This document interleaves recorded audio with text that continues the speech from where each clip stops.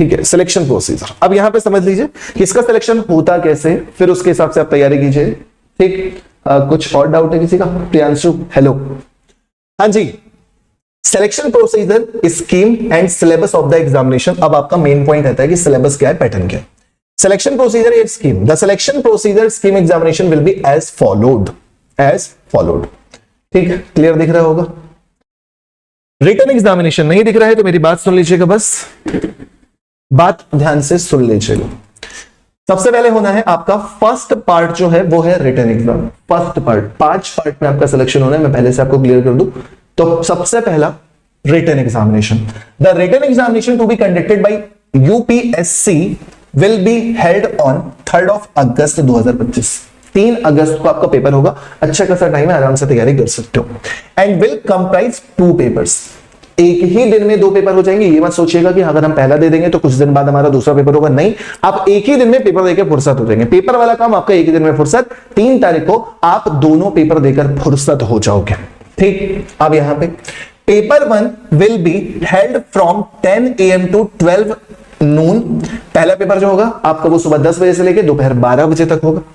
And paper 2 जो होगा वो आपका शाम को 2 बजे से 5 बजे तक होगा। यानी कि पहला पेपर हुआ आपका 2 घंटे का और दूसरा पेपर हुआ आपका 3 घंटे का। एक ही दिन में दोनों पेपर है, अलग अलग वाला कंफ्यूजन मत रखना दिमाग में, एक ही दिन में दोनों पेपर आपके कंप्लीट हो जाएंगे। अब बात करें दोनों पेपर में है क्या, तो पेपर 1 की अगर हम बात करेंगे तो पेपर 1 में क्या क्या आता है, general ability and intelligence. 250 marks का ये 2 घंटे का पेपर होता है, 250 मार्क्स का। ठीक, और इसमें जो क्वेश्चन होंगे वो सारे के सारे ऑब्जेक्टिव होंगे, सारे के सारे ऑब्जेक्टिव होंगे, जिसमें जीएस के क्वेश्चन होंगे, मैथ्स के क्वेश्चन होंगे, रीजनिंग के क्वेश्चन होंगे। ठीक, अभी सिलेबस में मैं डिटेल में बताऊंगा। The questions in this paper will B of objective multiple answer. Objective paper होगा, मैंने पहले ही बताया कि ये जो आपका पहला पेपर होगा वो ऑब्जेक्टिव होता है। Type in which the question will be set in English as well as Hindi. और मैथ्स का लेवल भी अच्छा आता है, हम मैथ्स पढ़ा रहे हैं, आप चाहें तो मैथ्स हमसे पढ़ सकते हैं, अच्छी हो जाएगी। ठीक, ये पहला पेपर हो गया सुबह 10 से 12 बजे तक। अब दूसरे पेपर में आ जाइए, पेपर 2।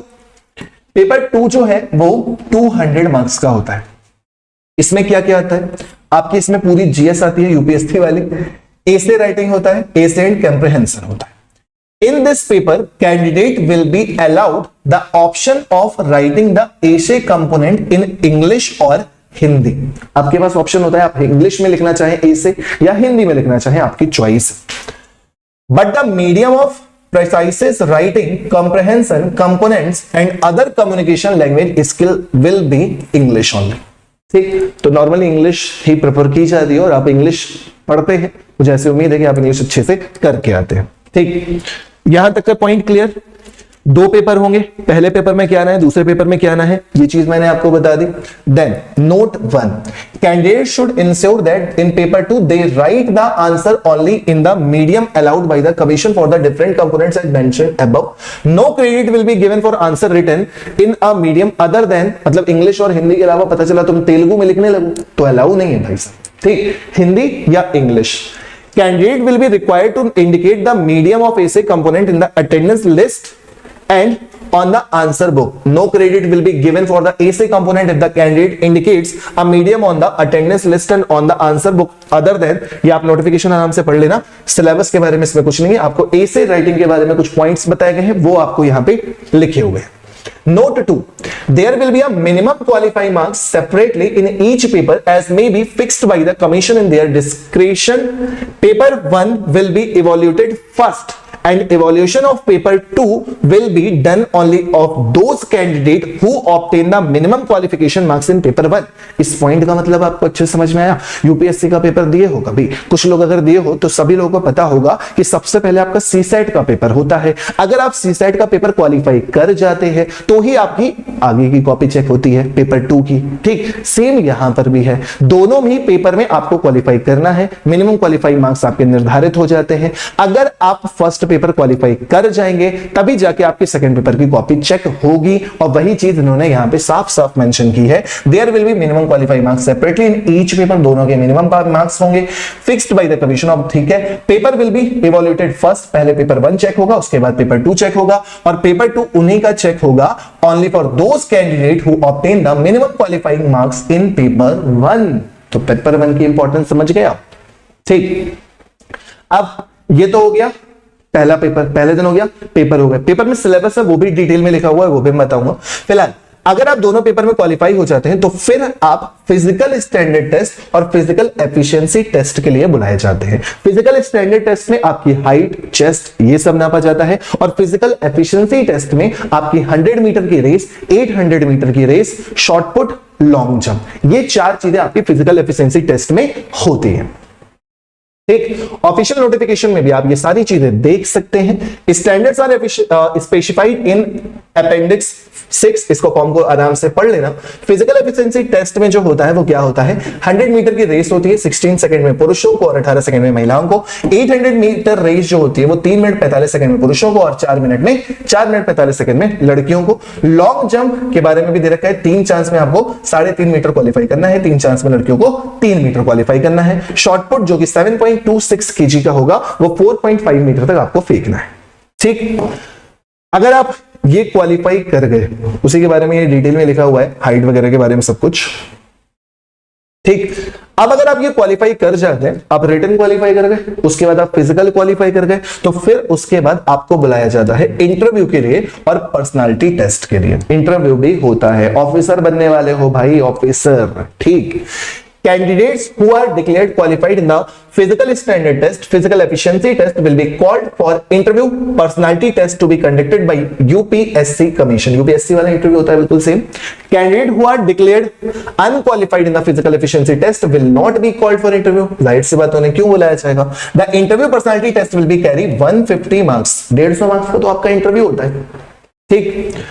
उसके बाद जब आप इंटरव्यू में भी क्वालिफाई कर जाओगे तो उसके बाद आपका मेडिकल होता है। मेडिकल तो गवर्नमेंट जॉब में होता ही है, ठीक। तो मेडिकल होता है आपका, ठीक। और फिर जाके आपकी सबको मिला के एक फाइनल मेरिट लिस्ट बनती है। The merit list will be drawn on the basis of marks obtained by the candidate in the written examination and interview personality test.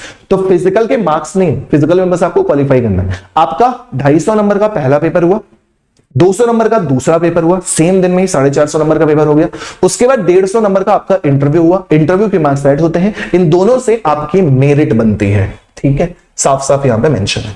फिर 6 पॉइंट क्या है, further any candidate who after medical standard test is found not to satisfy the requirements as per prescribed standard will not be appointed. अगर कोई भी बच्चा medical में unfit होता है तो फिर उसे अपॉइंट नहीं किया जाता है, ओके। सारी चीजें समझ गए। अब जो बात आती है, बच्चे यही पूछ रहे थे कि सर पैटर्न तो समझ में आ गया, पहली बात तो सिलेक्शन प्रोसेस आपको अच्छे से समझ में आ गया। अब नेक्स्ट पॉइंट जो है आपका वो क्या है, सिलेबस।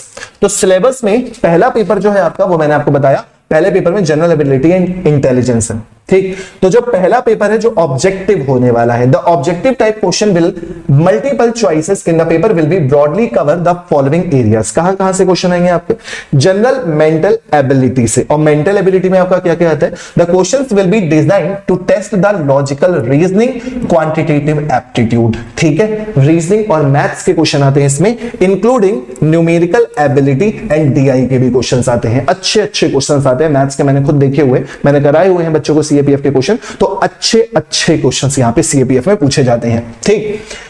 तो रीजनिंग और मैथ्स हो गई। उसके बाद सेकंड पॉइंट जो है वो आपका जनरल साइंस का है।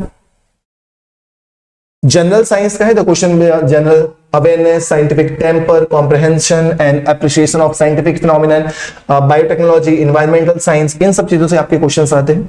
उसके बाद करंट अफेयर से भी आपका क्वेश्चन आता है, current events of national and international importance, Indian polity and economy से भी आपके क्वेश्चंस आते हैं, हिस्ट्री ऑफ इंडिया से भी क्वेश्चंस आते हैं, इंडियन एंड वर्ल्ड ज्योग्राफी से भी आपके क्वेश्चन आते हैं। तो ये आपका पूरा फर्स्ट पेपर जो हुआ आपका, उसमें आपका क्या आ गया, मैथ्स, रीजनिंग और जनरल साइंस। जनरल साइंस में हिस्ट्री, पॉलिटी, आपकी करंट अफेयर्स, जनरल साइंस, ये सारे टॉपिक्स आपके कवर हो जाते हैं, ठीक। अब बात करें पेपर 2 में फिर सर क्या क्या रह जाता है, तो पेपर 2 जो होता है वो आपका रिटन होता है, ऑब्जेक्टिव टाइप पेपर खत्म, एक ही दिन में दूसरा paper. General studies, essay and comprehension. Essay questions which are to be answered in long narrative form either in Hindi और इंग्लिश, हिंदी इंग्लिश दोनों में कर सकते हैं। जो कि एसे होता है वो 80 मार्क्स का होता है डिटेल में। The indicative topics are modern Indian history, specially of the freedom struggle, geography, polity and economy, knowledge of security and human rights issue and analytical ability. ये आपका पहला पार्ट होगा सेकंड पेपर में, जो आपको ए से लिखना होगा। इनमें से किसी भी टॉपिक पे आपका ए से पूछा जा सकता है। ठीक, पार्ट बी ए से हो गया, कॉम्प्रहेंशन में आ जाइए। तो comprehension, precise writing, other communication language skill to be attempted in English only. कितने मार्क्स का होता है? 120। The topics of comprehension passages जो होते हैं वो argument, simple grammar and other except, ये सब लैंग्वेज की टेस्टिंग होती है। ठीक है, तो कॉम्प्रहेंशन होगा और ए से राइटिंग होगा, वो होगा सेकंड फेज में। पहले आपको ऑब्जेक्टिव पेपर क्वालिफाई करना है। ठीक, उसके बाद फॉर्म फिलिंग की डेट है और कोई भी इतनी इंपॉर्टेंट चीज नहीं है। तो एक बार मैं आप लोगों को फिर से कुछ इंपॉर्टेंट पॉइंट रिवाइज कर दूं जो बाद में आए हैं इस वीडियो को देख